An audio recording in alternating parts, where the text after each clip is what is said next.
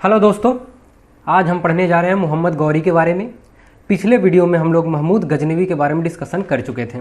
जो सबसे पहले अरबी आक्रमण पढ़े थे, उसके बाद हम पढ़े थे तुर्की आक्रमण। उस तुर्की आक्रमण में महमूद गजनवी तक हम जान चुके हैं। आज हम पढ़ेंगे मोहम्मद गौरी के बारे में।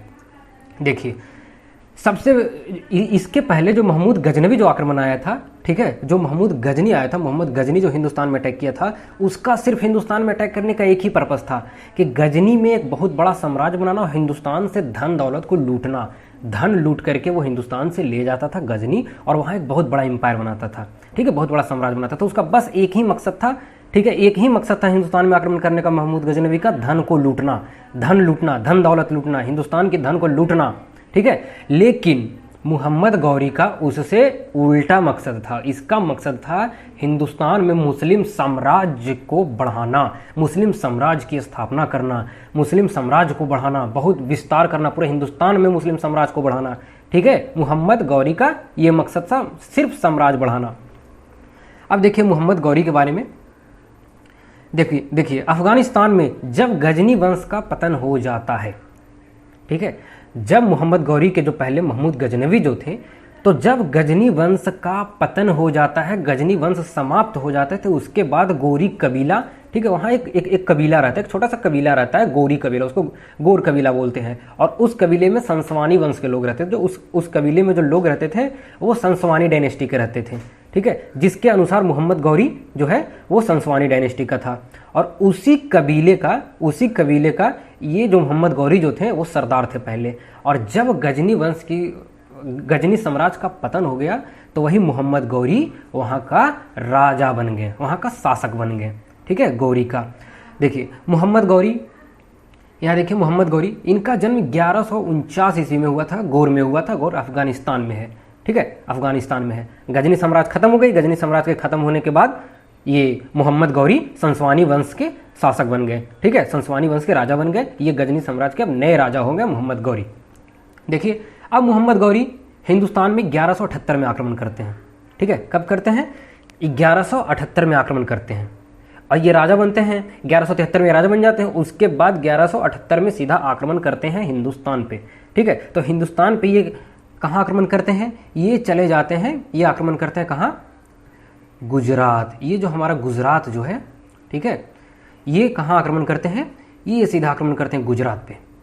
अब ये गुजरात पे, ये देखिए यहाँ अफगानिस्तान से आते हैं और आक्रमण कर देते हैं ये गुजरात, ठीक है। और गुजरात पे आक्रमण करते हैं, वहाँ अहिलवाड़ एक जगह है, ठीक है, तो गुजरात के अहिलवाड़ पे आक्रमण करते हैं। और वहाँ जो राजा रहता है वो चालुक्य डायनेस्टी का राजा, ठीक है, मूलराज सेकंड रहता है। मूलराज सेकंड, जिसको हम भीम द्वितीय भी बोलते हैं, जिसको हम भीम द्वितीय बोलते हैं। और ये गुजरात का बहुत प्रतापी राजा था। मूलराज सेकंड जो था, मूलराज सेकंड बहुत ही प्रतापी राजा था, बहुत ही प्रचलित राजा था, ठीक है। तो वहाँ आक्रमण करता है सबसे पहले ये मोहम्मद गौरी 1178 ईस्वी में। कहाँ? गुजरात पे आक्रमण करता है, जहाँ चालुक्य वंश के शासक, ठीक है, मूलराज सेकंड का राज होता है। और तो जब आक्रमण करने के बाद मूलराज सेकंड और उनकी जो माँ बहुत साहसी माँ थी, बहुत मतलब दृढ़ महिला थी, तो वो जो थी, ठीक है, उनका नाम क्या था? नायिका देवी। तो उनके साथ, नायिका देवी के साथ, उनके सहयोग से मूलराज द्वितीय मोहम्मद गौरी को 1178 ईस्वी में हरा देता है। और मोहम्मद गौरी को वहाँ से भागना पड़ता है, लेकिन लास्ट में क्या करता है? मूलराज द्वितीय उसको पकड़ करके बंदी बना लेता है, ठीक है। कौन से जगह पे? कायदरा नामक जगह पे। कायदरा, यही आबू पहाड़ी के पास एक जगह है कायदरा। वही कायदरा के पास युद्ध होती है 1178 ईस्वी में, मूलराज में और मोहम्मद गौरी में, ठीक है। और मोहम्मद गौरी को मूलराज पकड़ करके बंदी बना लेता है, फिर लास्ट में उसको छोड़ देता है, ठीक है। इसके बाद देखिए 1189 ईस्वी में गौरी ने भटिंडा पर आक्रमण किया, ठीक है। 1189 ईस्वी में गौरी कहाँ आक्रमण किया? भटिंडा पर। और भटिंडा पर आक्रमण करने के बाद भटिंडा को उसने जीत लिया, ठीक है। उसके बाद देखिए इसका सबसे मेन आक्रमण, जो सबसे मुख्य आक्रमण जो है मोहम्मद गौरी का, बैटल ऑफ तराइन है। फर्स्ट बैटल ऑफ तराइन और सेकंड बैटल ऑफ तराइन, ठीक है। ये सबसे फेमस युद्ध है, इसके बारे में आपको जानना है। सबसे मेन और सबसे इंपॉर्टेंट जो है मोहम्मद गौरी से रिलेटेड, ठीक है, वो बैटल ऑफ तराइन ही है। देखिए सबसे पहले हम पढ़ेंगे फर्स्ट बैटल, ठीक है।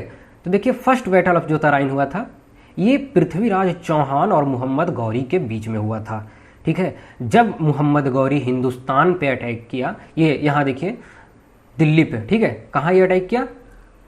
जब मोहम्मद गौरी, ठीक है, मोहम्मद गौरी यहाँ दिल्ली पर जब अटैक करता है, ठीक है, जब यहाँ दिल्ली पर अटैक करता है तो वहाँ के शासक रहते हैं पृथ्वीराज चौहान, ठीक है। जो पृथ्वीराज चौहान तृतीय जो रहते हैं, पृथ्वीराज चौहान, वो वहाँ के शासक रहते हैं। होता क्या है कि जब जो दिल्ली के जो पहले शासक थे जिनका नाम था राजा अनंगपाल तोमर, और राजा अनंगपाल तोमर ने ही दिल्ली को बसाया था। अगर क्वेश्चन कोई पूछे कि दिल्ली शहर की स्थापना किसने किया था, तो वो राजा अनंगपाल तोमर, ठीक है। तो राजा अनंगपाल तोमर ये पृथ्वीराज चौहान के नाना जी थे, और पृथ्वीराज चौहान उस समय जो थे वो अजमेर के राजा थे, लेकिन पृथ्वीराज चौहान एक अद्वितीय थे, बहुत ही खूबसूरत और बहुत बड़े धनुर्धारी थे। वो शब्दवेदी बांध चलाते थे पृथ्वीराज चौहान। तो क्या किए कि उनके नाना जी, ठीक है, उनके नाना जी, उनके कोई बेटे नहीं थे, राजा अनंगपाल तोमर के कोई बेटा नहीं था। तो वो क्या करते हैं कि अपने नाती, जो अपने नवासे जो थे पृथ्वीराज चौहान को वहाँ का दिल्ली का राजा बना देते हैं। अब पृथ्वीराज चौहान दिल्ली का राजा बन जाता है। तो जब पृथ्वीराज चौहान दिल्ली का राजा रहते हैं तो उन्हीं के रीजन में बैटल ऑफ तराइन होती है। तो फर्स्ट बैटल ऑफ तराइन होता है कब? 1191 में। किसके किसके बीच? पृथ्वीराज चौहान और मोहम्मद गौरी के बीच। फर्स्ट बैटल ऑफ तराइन में पृथ्वीराज चौहान जीत जाते हैं, ठीक है, और गौरी हार जाता है। फिर गौरी को भागना पड़ता है, ठीक है। और उसके पहले भी पृथ्वीराज चौहान, गौरी एक लतखोर टाइप पे रहता है, ठीक है। पृथ्वीराज चौहान गौरी को 10-15 मरतबा और हराए थे बहुत पहले, ठीक है, छोटे छोटे युद्ध में। लेकिन बैटल ऑफ तराइन सबसे फेमस युद्ध था। तो इसमें क्या था कि फर्स्ट बैटल ऑफ तराइन में मोहम्मद गौरी जब हार जाता है तो वो भाग जाता है, ठीक है। उसके बाद फिर 1192 में, फिर एक साल बाद वो फिर वापस आता है हिंदुस्तान में, ठीक है।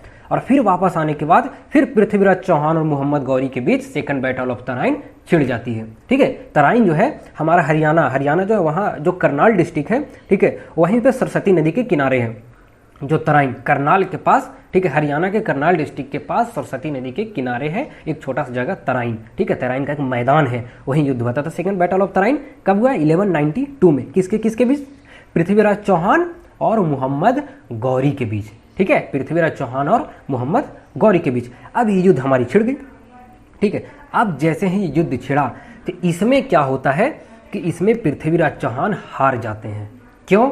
ठीक है। तो पृथ्वीराज चौहान का एक दोस्त रहता है जिसका नाम रहता है जयचंद। जयचंद जाकर के गौरी से मिल जाता है। अब ये जयचंद गौरी से मिलता क्यों है?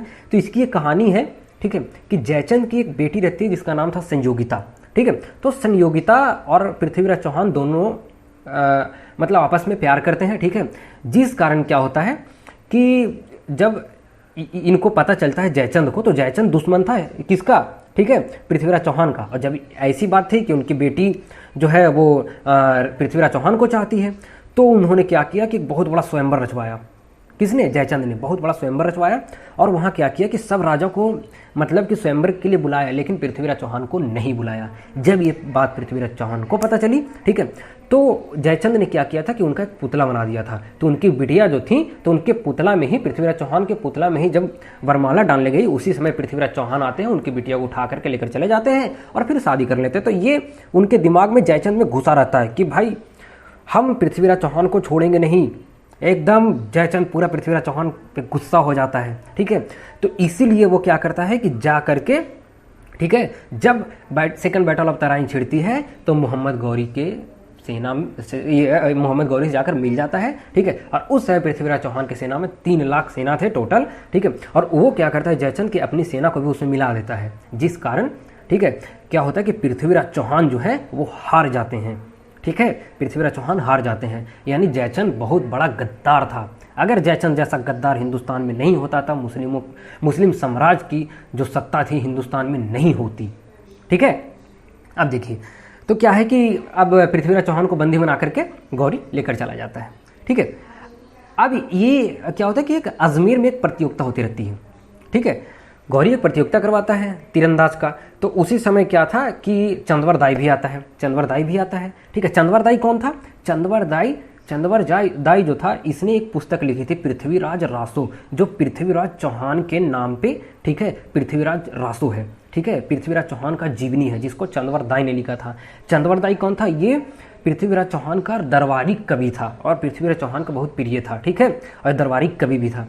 तो क्या होता है कि इसको बंदी बना करके, ठीक है, इसको बंदी बना करके लेकर चले जाते हैं। तो जब वहाँ युद्ध जो होता है, ठीक है, वहाँ तीरंदाज का प्रतियोगिता जो होता है, तो चंद्रवर दाई जाता है, ठीक है, गौरी के पास और बोलता है कि आपको क्या पता है, ठीक है, आपको पता है ये जो चौहान जो है, पृथ्वीराज चौहान, ये बहुत बड़े तीरंदाज हैं और शब्द बेदी चलाते हैं, शब्द बेदी बाण चलाते हैं।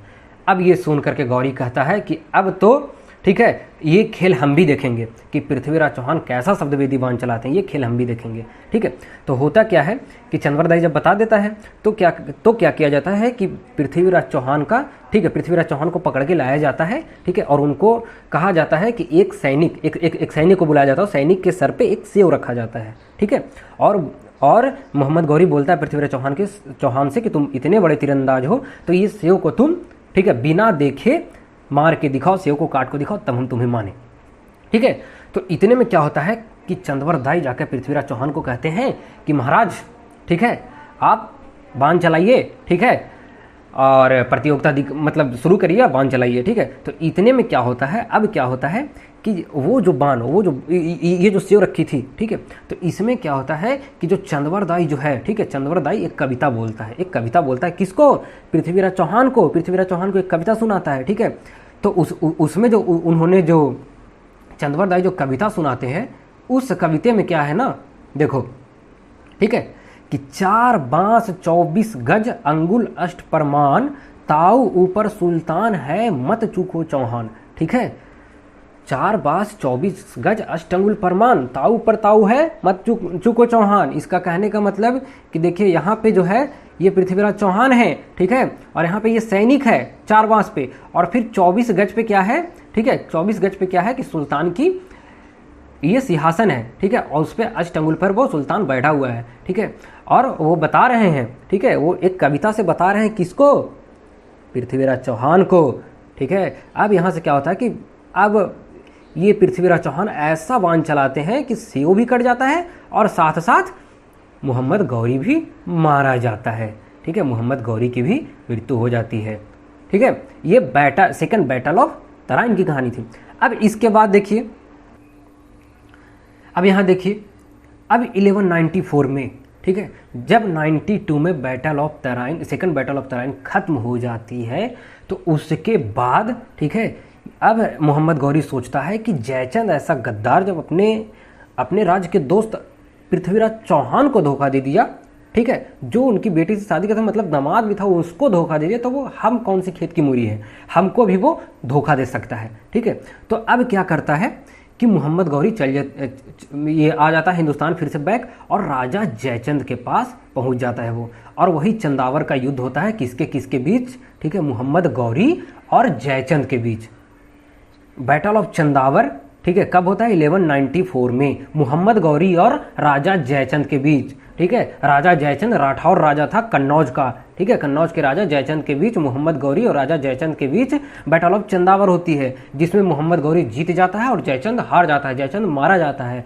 होता क्या है कि मोहम्मद गौरी के जो सारथी रहता है वो गुलाम भी रहता है, सारथी भी रहता है, वो गुलाम भी रहता है, रथ भी चलाता है, ठीक है, जिसका नाम क्या रहता है, ठीक है, जो उनका सारथी भी रहता है और घोड़े से वो आगे मोहम्मद गौरी को ले जाता था, उसका नाम था कुतुबुद्दीन ऐबक। वो मोहम्मद गौरी का गुलाम भी था और प्लस दामाद भी था, ठीक है। तो कुतुबुद्दीन ऐबक क्या करता है, कुतुबुद्दीन ऐबक अपना बाण निकालता है, वो बाण चलाता है तो वही राजा जयचंद के सीने में जाकर लग जाती है, जिस कारण राजा जयचंद मारा जाता है। इसके बाद देखिए, अब मोहम्मद गौरी सिक्के भी चलवाता है, जिसपे क्या है कि देवी लक्ष्मी की आकृति बनी रहती है और दूसरी तरफ कलमा खुदा रहता है, ठीक है, जो कलमा जो होता है वो दूसरे तरफ कलमा खुदा रहता है, और एक तरफ सिक्के के एक तरफ देवी, ठीक है, देवी लक्ष्मी की मूर्ति बनी रहती है, देवी लक्ष्मी की आकृति बनी रहती है, और जिस पर मोहम्मद बिन साम लिखा रहता है। एक तरफ देवी लक्ष्मी की आकृति है और दूसरे तरफ कलमा खुदा हुआ है, और जो कलमा खुदा हुआ है उसके साइड में मोहम्मद बिन साम लिखा हुआ है, ठीक है, मोहम्मद बिन साम जो मोहम्मद गौरी का नाम था, ठीक है, मोहम्मद बिन साम अंकित था।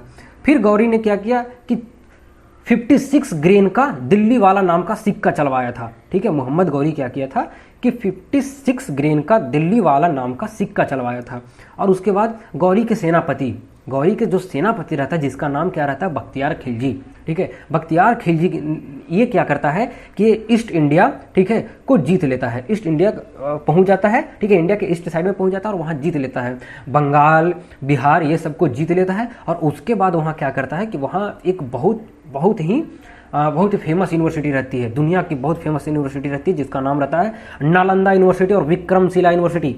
ठीक है, तो ये क्या करता है कि नालंदा यूनिवर्सिटी में आग लगा देता है और विक्रमशिला यूनिवर्सिटी को नष्ट कर देता है। और जब बख्तियार खिलजी नालंदा यूनिवर्सिटी को आग लगाता है तो आग इतनी तेज रहती है, वहाँ के पुस्तकालय में आग लगा देता है। नालंदा यूनिवर्सिटी की जो पुस्तकालय होती है, लाइब्रेरी होती है, उसमें आग लगा देता है। और वहाँ इतनी किताबें रहती हैं कि लगातार 6 महीने तक जो बख्तियार खिलजी ने जो आग लगाई थी, लगातार 6 महीने तक आग जलते रहती है।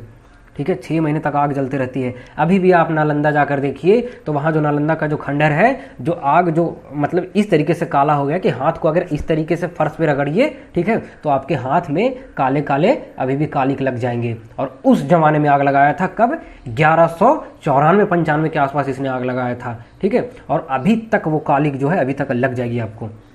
ठीक है, इसके बाद देखिए क्या है,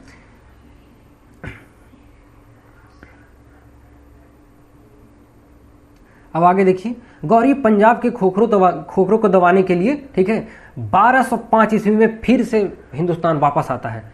बैटल ऑफ चंदावर हो जाती है, चंदावर के बाद वो चला जाता है। ठीक है, बैटल ऑफ चंदावर के बाद वो चला जाता है। एक बात आप याद रखिएगा, जब सेकंड बैटल ऑफ तराइन में जब वो तीरंदाज का खेल होता है तो मोहम्मद गौरी को तीर तो लगती है, लेकिन वो मूर्छित हो जाता है, लेकिन उसकी इलाज भी बहुत होती है, लेकिन उसके बाद वो जीवित नहीं रह पाता और मर जाता है। लेकिन वो डायरेक्ट ऑन स्पॉट उसकी डेथ नहीं होती है, 1-2 दिन के बाद वो मरता है। अब यहाँ देखिए कि गौरी पंजाब के खोखरों को दबाने के लिए, ठीक है, 1205 ईस्वी में फिर से भारत आता है।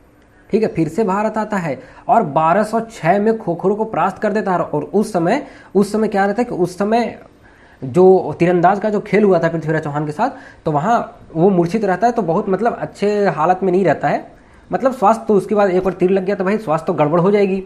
ठीक है, तो वो क्या होता है कि परास्त करने के लिए आता है 1205 ईस्वी में और खोखरों को परास्त कर देता है, खोखरों को हरा देता है और कुतुबुद्दीन को, ठीक है, पूरा मतलब हिंदुस्तान का भार सौंप कर वो चला जाता है। और जब रास्ते में वो जाता है, मतलब गजनी जाते समय, हिंदुस्तान से गजनी जाते समय सिंधु नदी के किनारे दम्यक नामक स्थान पर गौरी को खोखरों लोगों ने 15 मार्च 1206 ईस्वी को छुरा भोग कर मार देता है। खोखर लोग कौन रहते हैं, खोखर लोग डाकू रहते हैं। ठीक है, ये डाकू लोग मोहम्मद गौरी को छुरा भोग करके मार देते हैं। याद रखिएगा, मोहम्मद गौरी की मृत्यु कब हुई, 15 मार्च 1206 ईस्वी को हुई। ठीक है, 15 मार्च 1206 ईस्वी को हुई। और किसने मारा, खोखरों लोगों ने। ठीक है, मोहम्मद गौरी की मृत्यु कब हुई, 15 मार्च 1206 ईस्वी को। ठीक है, छुरा भोग करके खोखर लोगों ने मार दिया। एक बार पृथ्वीराज चौहान ने मारा था, लेकिन वो बच निकला। पृथ्वीराज चौहान ने जब मारा तो वो बच निकला, लेकिन बाद में फिर खोखरों लोगों ने उनको मार दिया। ठीक है, अब इसके बाद दोस्तों, अब अगला जो लेक्चर लाएंगे, अगला जो लेक्चर आएगा वो दिल्ली सल्तनत का आएगा। ठीक है, दिल्ली सल्तनत का आएगा। ठीक है दोस्तों, अब अगले लेक्चर का आप इंतजार